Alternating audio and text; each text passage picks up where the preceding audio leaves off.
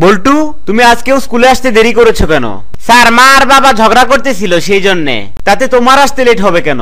Sir, আমার একটা জুতা আমার মায়ের হাতে আর একটা জুতা আমার বাবার হাতে ছিল।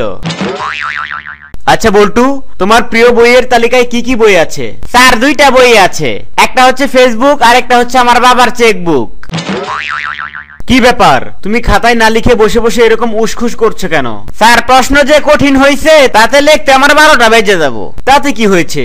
এখন তো 11টা বাজে, এখনো 1 ঘন্টা বাকি আছে, লিখে ফেলো।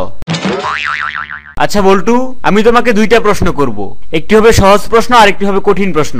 তো তুমি কোন প্রশ্নটা আগে শুনতে চাও? আচ্ছা তাহলে স্যার কঠিনটাই করেন। আচ্ছা তাহলে বলো, দিন আগে আসে নাকি রাত আগে আসে? স্যার, প্রথমে দিন আসে। কিভাবে?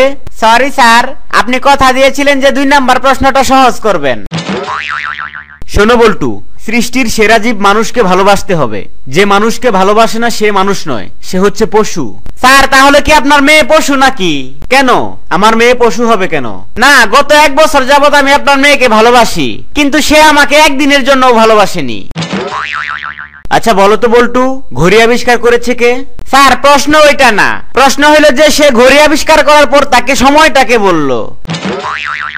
আচ্ছা বল্টু বলো তো, দুধ এবং বিড়ালের মধ্যে কি মিল আছে? স্যার, 2টা থেকেই ছানা পাওয়া যায়। আচ্ছা বল্টু, তোমার সামনে যদি একদিকে কিছু টাকা এবং অন্যদিকে কিছু জ্ঞান রাখা হয়, তাহলে তুমি কোনটা নিবে?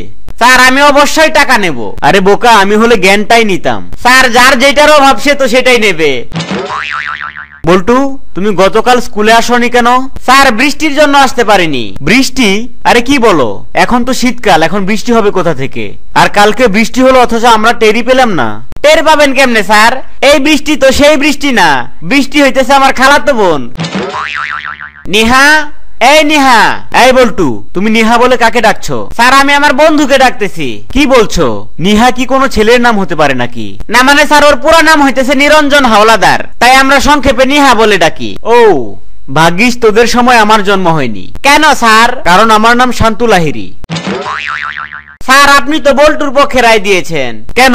আমি তো দুইজনকে সমানভাবে 100 বার করে নাম লিখতে দিয়েছি। স্যার, ওর নাম হচ্ছে বল্টু, কত সহজ নাম, আর আমার নাম হইতেছে উমর ইবনে আব্দুল গাইয়ুম। আচ্ছা, এমন কোন জিনিসের নাম বলো তো যেটা ভিন্ন ভিন্ন নামে পরিচিত। স্যার, চুল। কিভাবে? স্যার, মাথায় থাকলে আমরা বলি চুল, চোখের উপরে থাকলে বলি ভ্রু, ঠোঁটের উপরে থাকলে বলি গোফ, গালে এবং চিবুকে থাকলে বলি দাড়ি, বুকে থাকলে বলি লোম, এবং আচ্ছা থাক থাক থাক, আর নিচে নামিস না।